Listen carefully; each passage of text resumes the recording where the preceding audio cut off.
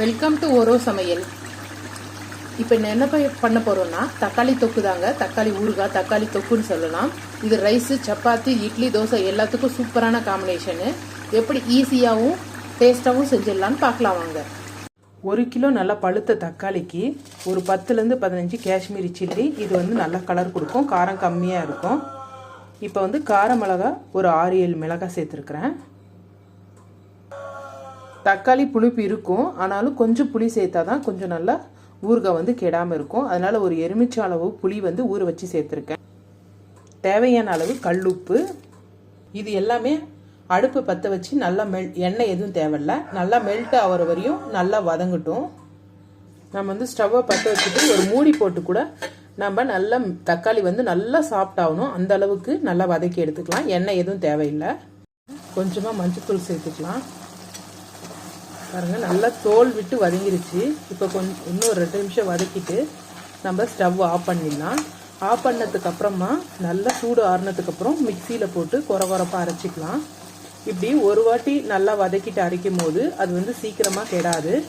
அப்புறம் தக்காளி கூட நல்லா தண்ணி தக்காளியாக வாங்காமல் கொஞ்சம் சதையோடு இருக்கிற தக்காளியாக பார்த்து வாங்குங்க, பெரிய சைஸாக. இன்னொரு 5 நிமிஷம் நல்லா வதக்கிட்டு ஸ்டவ் ஆஃப் பண்ணிடலாம். இப்போ நம்ம ஸ்டவ் ஆஃப் பண்ணலாம். எல்லா தக்காளிலையுமே தோல் நல்லா விட்டுருச்சு. தோல் தக்காளியில் இல்லை, எல்லாமே வதங்கிட்டு தோல் விட்டுருச்சு. இப்போ இதை ஆற வச்சுட்டு மிக்சியில் அரைச்சி எடுத்துக்கலாம். தக்காளியை தண்ணி எதுவும் சேர்க்காம இந்த மாதிரி குறப்பாக அரைச்சி எடுத்துக்கலாம். தாளிக்கிறதுக்கு கொஞ்சம் கருவேப்பிலை, நல்லா பூண்டு தட்டி வச்சுருக்கிறேன். வரமிளகா முழுசாக எடுத்துக்கிறேன் ஃப்ளேவருக்காக.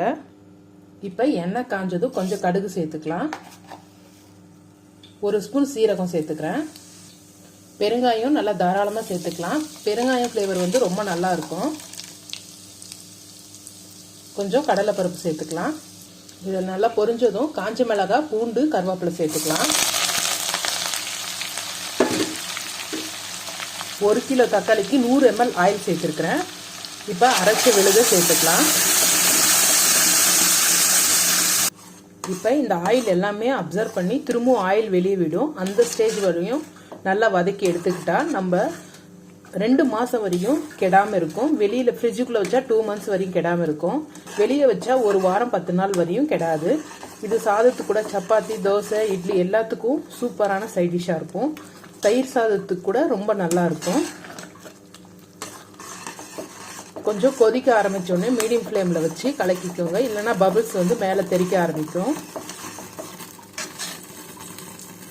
பாருங்கள், நம்ம போட்ட எண்ணெய் எல்லாமே அது அப்சர்வ் பண்ணிடுச்சு. இப்போ எண்ணெய் திரும்பவும் வெளியே விடுற அளவுக்கு வதக்கி எடுக்கணும். கடுகு, வெந்தயம் சம அளவு ட்ரை ரோஸ்ட் பண்ணி அதை பவுடர் பண்ணி வச்சுக்கலாம். நம்ம எல்லா ஊறுகாய், புளி தொக்கு, தக்காளி தொக்கு எல்லாத்துக்கும் 1/2 ஸ்பூன் சேர்த்துக்கலாம். இப்போ லைட்டாக எண்ணெய் கசிய ஆரம்பிக்குது. இந்த ஸ்டேஜில் நம்ம கடுகு, வெந்தயமும் பவுட்ரு பண்ணது ஒரு 1/2 டேபிள் ஸ்பூன் போல் சேர்த்துக்கலாம். இன்னும் எண்ணெய் நல்லா பிரியணும். இப்போ எண்ணெய் பிரிஞ்சு வரும்போது ஒரு 1/2 டேபிள் ஸ்பூன் போல் கடுகு, வெந்தயமும் பவுட்ரு பண்ணது சேர்த்துக்கலாம். இது இப்போ கிளறி விட்டு நல்லா எண்ணெய் பிரிஞ்சு வந்ததுக்கப்புறமா நான் காமிக்கிறேன். நல்லா ஆறுனதுக்கப்புறமா நம்ம ஃப்ரிட்ஜில் ஸ்டோர் பண்ணிக்கலாம். பாருங்கள், எண்ணெய் நல்லா தேலி வந்துருச்சு. இன்னும் ஒரு 5 மினிட்ஸு நம்ம மீடியம்லே நல்லா காய்ச்சணும்னா இன்னும் நல்லா எண்ணெய் மேலே வந்துடும். பாருங்க, எண்ணெய் நல்லா ஆரஞ்சு கலரில் எப்படி விட்டுருக்குன்னு. ஒரு 5 மினிட்ஸு இது பண்ண உடனே இது அப்படியே சாதத்தில் போட்டு கலந்து சாப்பிட்டா சூப்பராக இருக்குங்க. சுட சாதத்தில் நீங்கள் ஒரு முறை ட்ரை பண்ணுங்கள், திரும்ப ட்ரை பண்ணுவீங்க.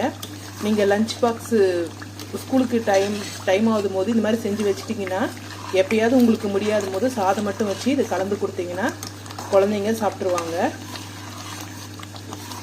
இதை நம்ம ஆறுனதுக்கு அப்புறமா ஒரு கண்ணாடி பாட்டிலில் போட்டு ஸ்டோர் பண்ணிடலாம் ஃப்ரிட்ஜில்.